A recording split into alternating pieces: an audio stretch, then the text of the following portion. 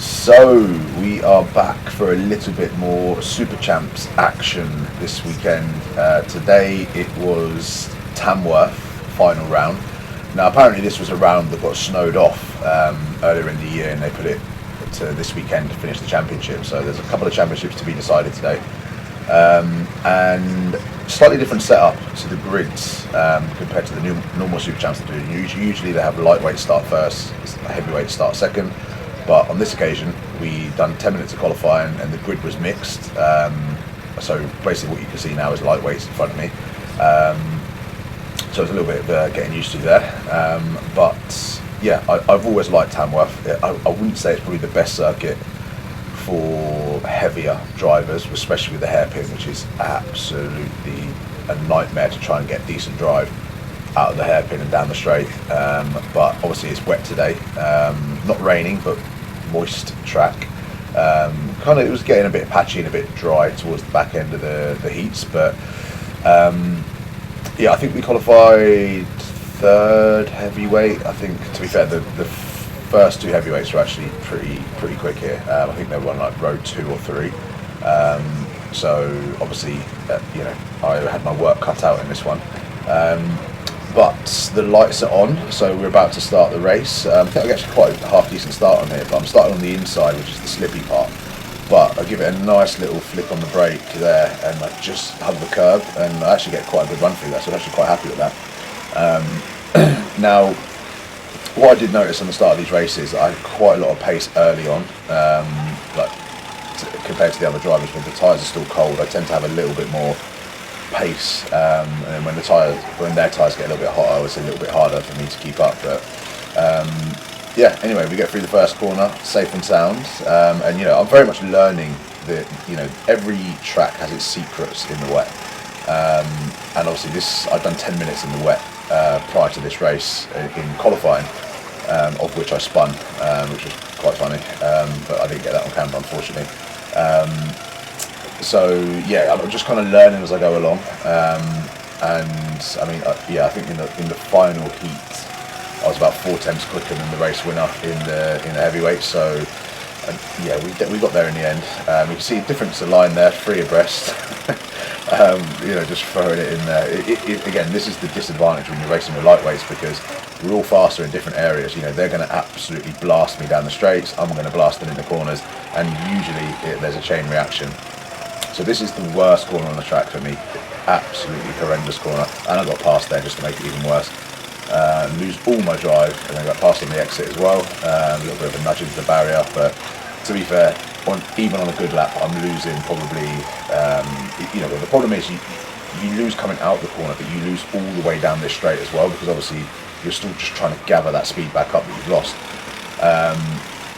But anyway, we'll do a bit of a walk-through lap. So this corner here, you see how close I got to the grass there. There's so many laps in this race where I thought I was going to go straight into the wall, because you're braking. Obviously, you're coming off a fast part of the track. You're braking like with a little bit of angle on the steering wheel as well, so it's just very oversteery.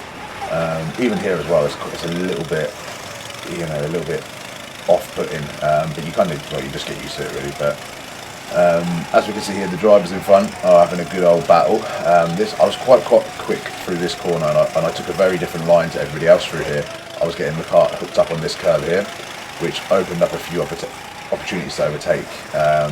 But yeah, again, it's just kind of, that was the thing that I found the quickest. But obviously you can see everyone else is kind of, you see that guy there in like 2 or 3 cars above did a completely different line, and then as I'm going through this race towards the end, you'll see that I start to play around with the line. So I see everyone's going really tight here, so I tried it, and what I found going into the hairpin tight, there was a lot of grip on the entry, but obviously because I'm heavy and I'm essentially turning on a tighter radius, I have to get on the throttle later, and then I just lose even more speed down the straight.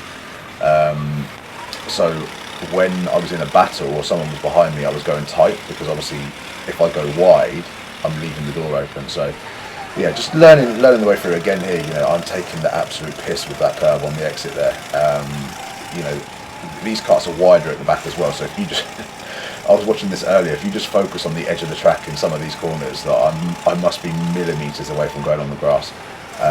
Like there, for example. Right, yeah, it was good fun though. I do like this track. I do actually like these karts as well, and the engines. The engines are a little bit more torquey compared to the engines at Milton Keynes. But yeah, they're alright. They're not bad karts. And you see again here, not very different line. I get a tale of two halves really. You know, they seem to be much better on the exit. I gain a lot through the entry and mid, so I don't really think there's much in that, to be fair. Now this corner was one I was experimenting a lot, especially in the second heat, or the final heat I should say. I was raining around the outside, and then I was starting to try and V-in it off a little bit, which I thought was probably a little bit quicker, but where it's slippy, it's quite hard to get that rotation consistent every lap. But yeah, so first, I don't know if this is the first corner or the last corner. I'm gonna call that the first corner. But yeah, this part here was fun. Again, I think maybe this lap I might try yeah, here we go. So what I'm starting to try and do, I can see a dry patch evolving on the inside of the track there, which, to be fair, it probably wasn't the best option because no one else was doing it. But I was convinced if I could get my tyres hooked on that curve, it was going to be quicker, and it was for sure. But the only problem was it was very hard to get those tyres hooked on it every single lap. So like one lap I'd do it, the next I wouldn't, which was quite frustrating. Again, this corner here was definitely, again, I couldn't quite figure out in the time that I had if all the way around the outside was quicker or V-ing it off was quicker, because the delta on my lap timer was kind of like it was faster mid corner and entry, and then I'd lose it on the exit, and then vice versa for the other option. So yeah, a bit of a tale of two halves again. There you can see that I tried tighter line, and now we're now on the back of the leading heavyweights. So I think this guy here is the leader potentially in the heavyweights, number 20. Maybe not, I don't know. Maybe the heavyweights are definitely in this group here, I'm pretty sure. Maybe the second one at the front there. Obviously I don't know who's in my class. I only knew this after looking at results. I was just literally just driving around racing whoever was in front of me. But you see you get a good drive on this kart here, obviously after we made a mistake, and we just politely just assert ourselves here. And again, lovely on the curve. That's exactly what I was trying to do, and it was definitely faster when you could get it. But the braking zone into this corner here as well, again on the inside of the track it was kind of dry, but it meant you had to kind of like steer with higher brake pressure over the wet patch. So it was kind of like one of those things where I was just giving some driver a little bit of advice not to do that again, because he just bumped me in the back and then spun himself. So I was just kindly reminding him that this is a non-contact sport, and to not make contact with the karts around you for no reason, because I've never done that ever myself, obviously. Again, yeah, I really did like that corner there. I did like that corner. It was a very nice feeling through that corner, because I felt like I had quite a lot more traction than the lighter drivers around me. This corner, again, the camera doesn't actually do it justice of how cambered these corners are. Like this one here is so off camber. What you'll see on the exit, it's just, you're battling oversteer. You can see the steering wheel. You're battling oversteer all the time. You see that driver there. He was just battling to try and keep it out of the grass. And then you see my wider line there. So I'm trying to get the wider line. I did well too much rotation there, and I just basically drifted the whole way around it. But in the second race I was getting it a lot more accurate with that, because like I said, if I was doing the tight line on my own, I was about a second a lap slower, because I just couldn't carry the speed down the straight. Do we hook that curb nicely this time? Yes, perfect. We got that curb really nicely there. Nice drive, a little bit of curb there. And here, this is where you kind of just brake when you start to see the lights, the light at the end of the tunnel, and then you brake and just hope it fucking sticks, which it did. But yeah, we're getting a good little bit of pace on now. We're getting a good little bit of rhythm, starting to figure it out where the grip is and whatnot. This corner here was really irritating as well, because you know, I felt like I was quick through there, but I just could not gain on anyone through that corner. Obviously it's slightly uphill, so I'm assuming it's just down to the weight that was kind of holding back a little bit. But yeah, a bit of a feeling out process. It was good, because obviously you know, when I go to Milton Keynes, I know that track like the back of my hand. I know what I need to do, where I need to be and whatnot. And you come here and it's kind of like, it's exciting, because you're kind of having to learn everything again, and it's like, oh, this is good. Oh, there's grip there. Yeah, I didn't realise there was grip there. And then you try something else, and it might be faster, it might be slower. It's always fun. It's always a good experience coming to these tracks that you don't really come to too often. And again here, trying that tighter line, and then you see what I did there.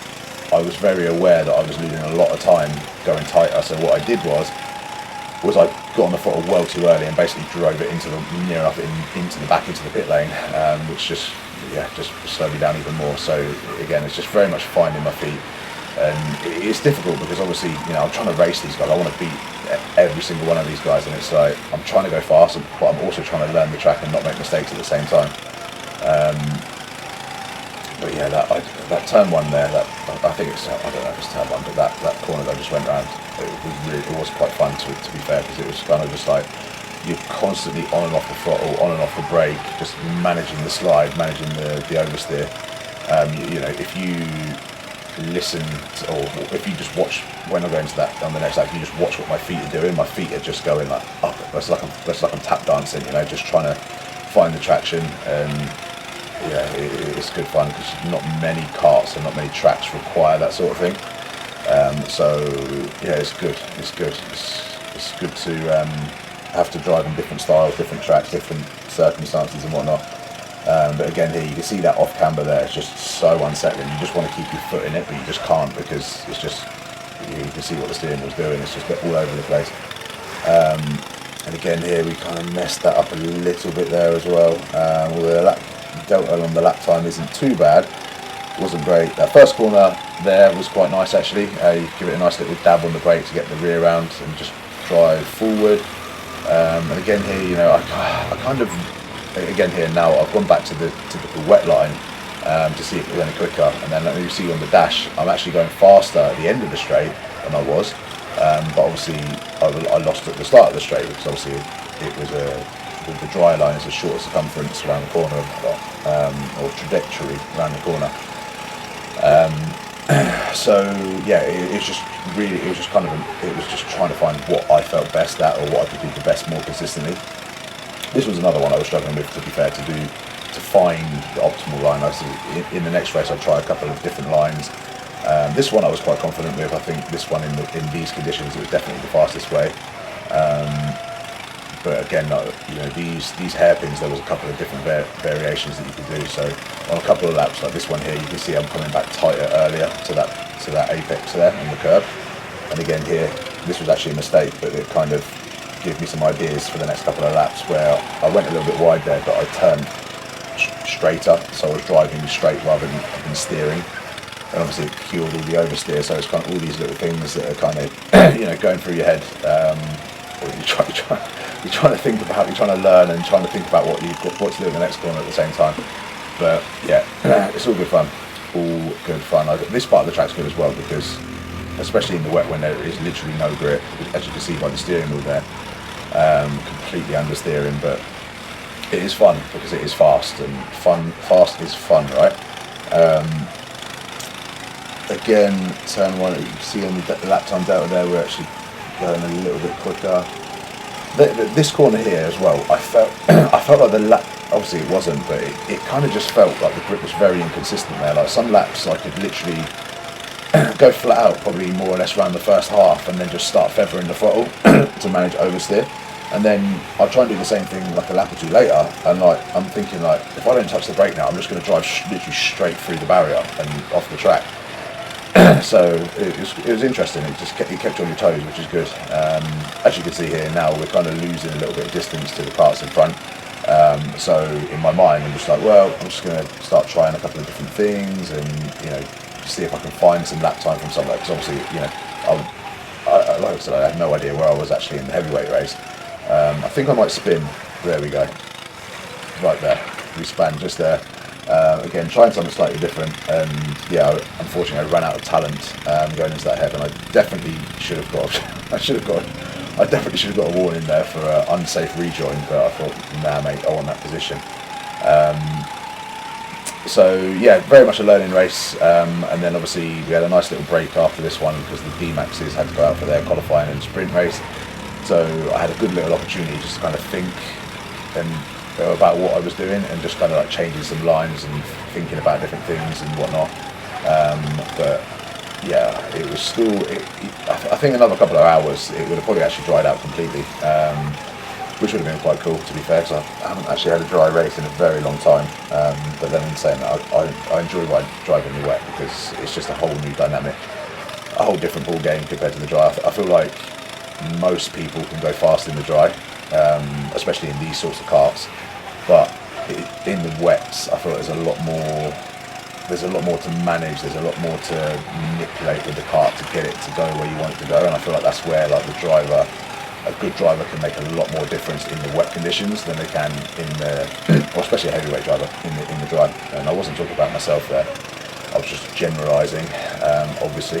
But yeah, I think we're coming towards the end of this race now, potentially. I think we're about to start the last lap. So I'll run you through the last lap, and I promise I won't talk as much in the next heat. Because my throat is starting to hurt already in this 15 minutes of non-stop chatting. But yeah, as we come out the final corner, or first corner even, so I get really confused because sometimes the last time I come here, this was the finish line here, and now it's not the finish line, so I always get confused what the first corner is, the last corner or whatever. So anyway, so bear with me. Again here, you know, just using that outside curve just to kind of rail it around, because there's quite a lot of grip on that curve, to be fair.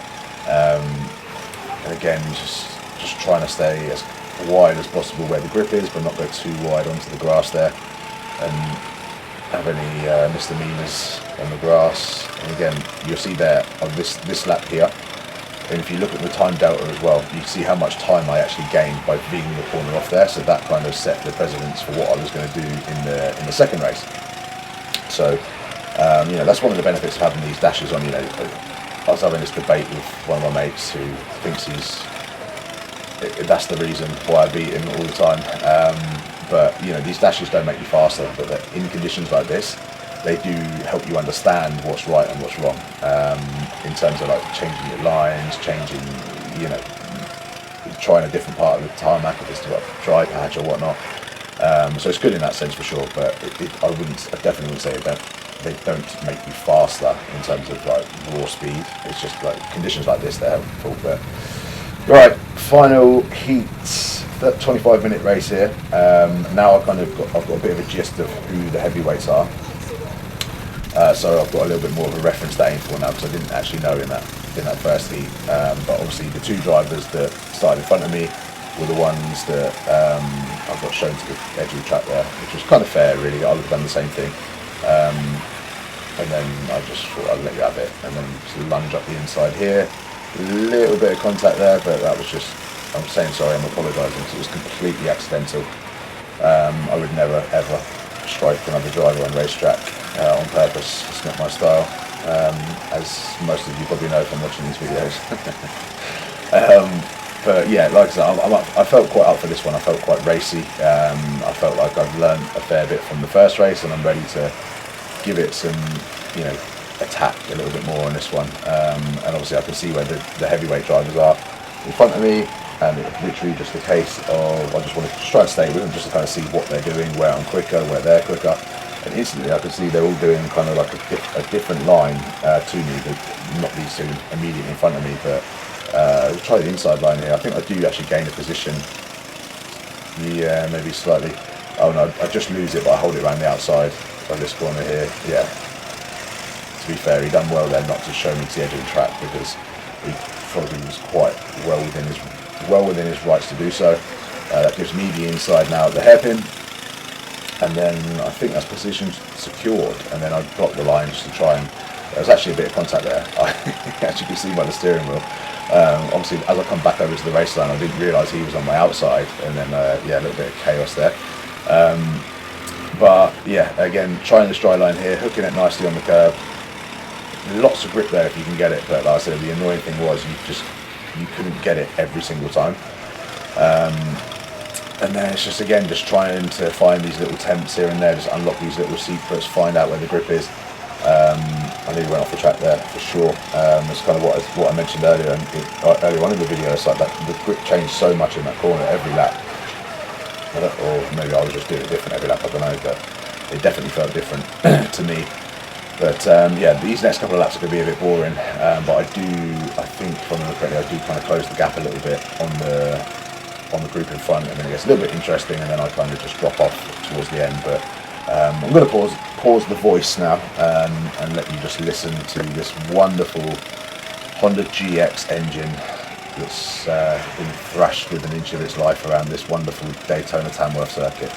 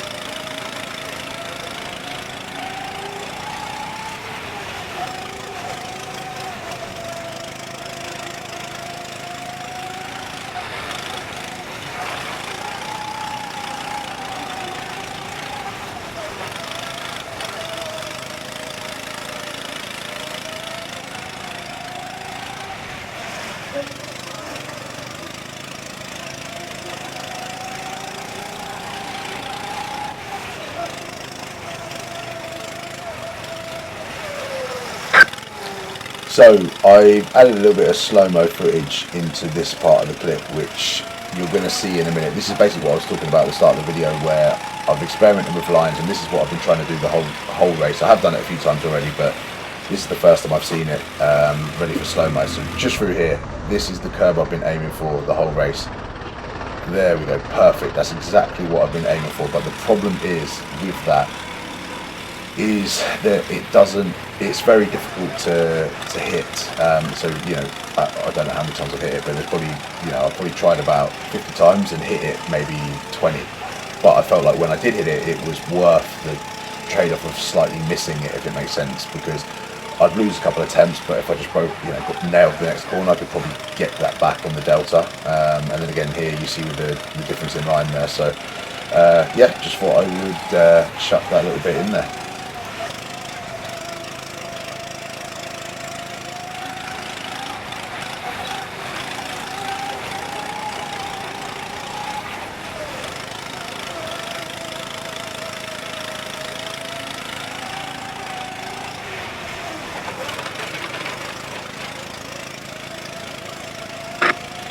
So I just wanted to jump back in and say, if you notice now the difference in my line in the hairpin compared to the last one, we're actually getting it quite well now. Nice little bit of rotation there, just not being too greedy with the throttle. And if you look at the delta on the lap time now, which literally just through that corner alone, we gained about 2/10 on the previous lap. So yeah, it kind of just shows the importance of not rushing the corner and sacrificing the exit. But again, easier said than done when you're trying to fight oversteer and understeer everything else. So yeah, just thought I would add that in there.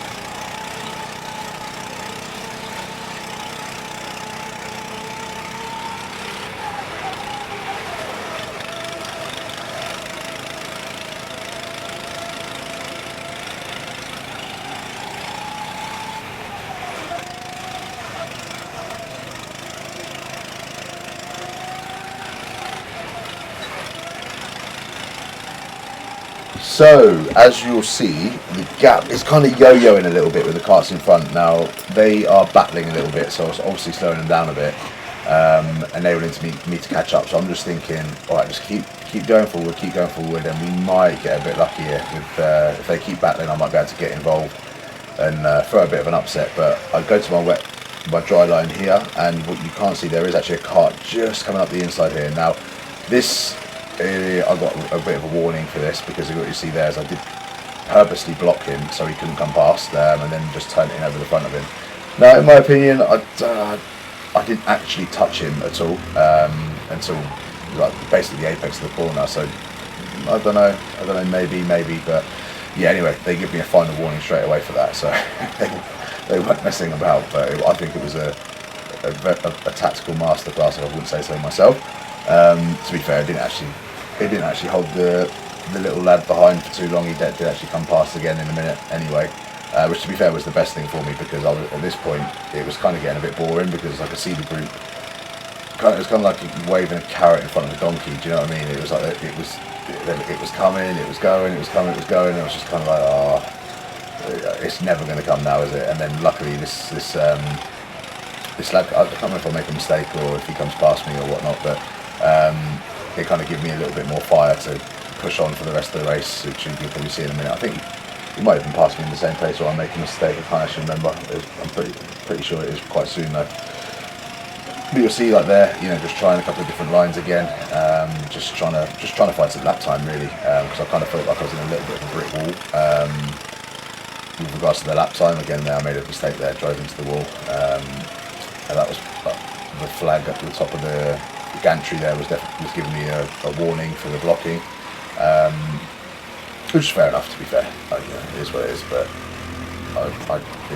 it served its purpose, right? But yeah, I think he comes past me. I'm sure it's here somewhere. He comes past me again very soon, and it kind of just gives me a little bit more motivation to keep pushing, because obviously at this point I'm just trying loads of different things, but I'm not actually going any quicker. I'm not really sure. I'm not really too sure why, but I think, to be fair, actually as the race went on, the track was actually getting a little slippier, because the lap times were actually slower in this race than they were in the first race. And if I'm looking at my lap times throughout the race, they were actually, I set my fastest lap on like lap 2 or 3, and then it just kind of started to, I couldn't really get within like half a second to 7/10 of it for most of the race. So yeah, potentially there was definitely a little bit of more grease coming up from the tarmac, but it was all good fun though. But as you can see, it's just kind of like a group in front are just sort of like slightly slowing each other down. It's kind of giving me a little bit of hope. Like basically they're 2 abreast there going into this left, but this corner is the absolute bane in my life, and I just lose so much time compared to everybody else, or the lighter guys at least, coming out this corner. But again, like I said earlier in the video, it's not just coming out the corner, it's all the way down this straight where you carry it as well. So yeah, it is a bit of a nightmare with regards to that. And again, you can see me just trying that wet line again there, because I've had a couple of laps now where I've missed the apex on the middle, on the dry line through that corner, and I'm now just thinking, right, I just need to try something different and hope I find magically find a bit of lap time and unlock a bit of time. But you see me, I made a little mistake there where I actually did go off the edge of the track there and had to brake, because this guy's putting some pressure on me now from behind, and he is going to come past any second. So I'm going to drop back out of this again, because this is a long video and I do not want to bore you all, so I'm just going to jump back in as and when something exciting happens or anything that's worth talking about. So you may or may not hear from me again for the rest of this video.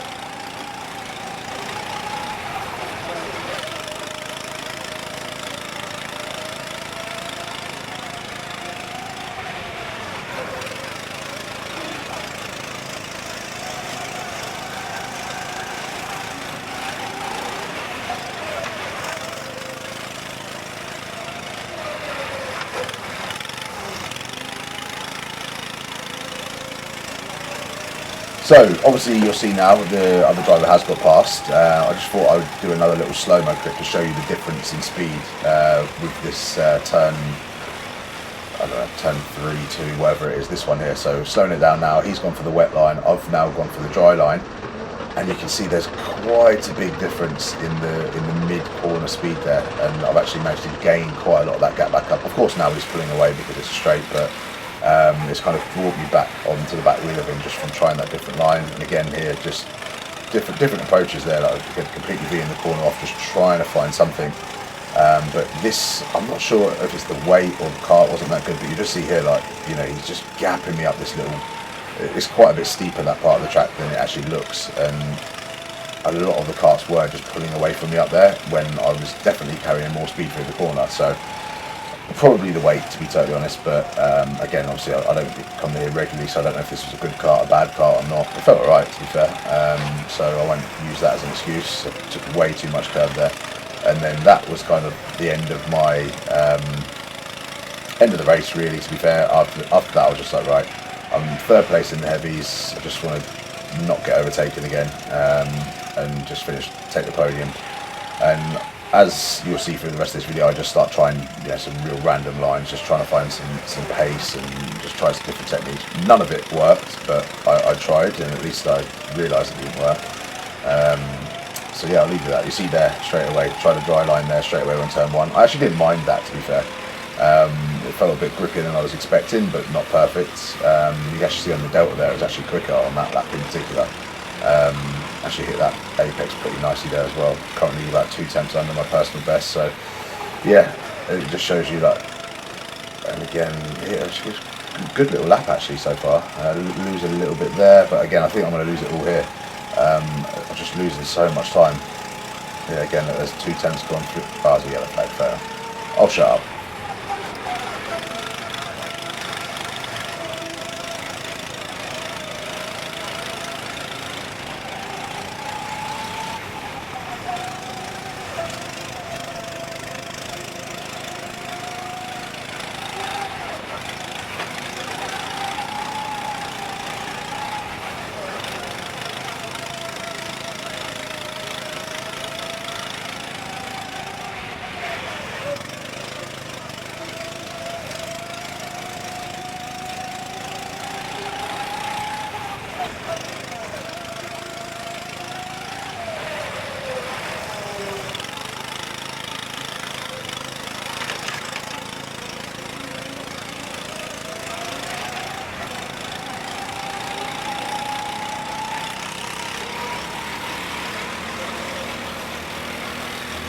So you're about to see another episode of Ash running out of talent. So we get quite a good run through here, and then I'm just thinking, obviously because I ran wide there, I want to be as greedy as I can on the brakes. So as you can see here, we've got a bit of oversteer. I'm giving it a dab of throttle to try and get it back, and then we are off the track. Just about saved that. That was a brown pant moment, and I was definitely expecting to go into the barrier there, but yeah, we managed to keep it on the track and just about saved it. At this point, I'm just like, oh, just don't crash again. Let's just keep it on the track, finish the race, and live to fight another day.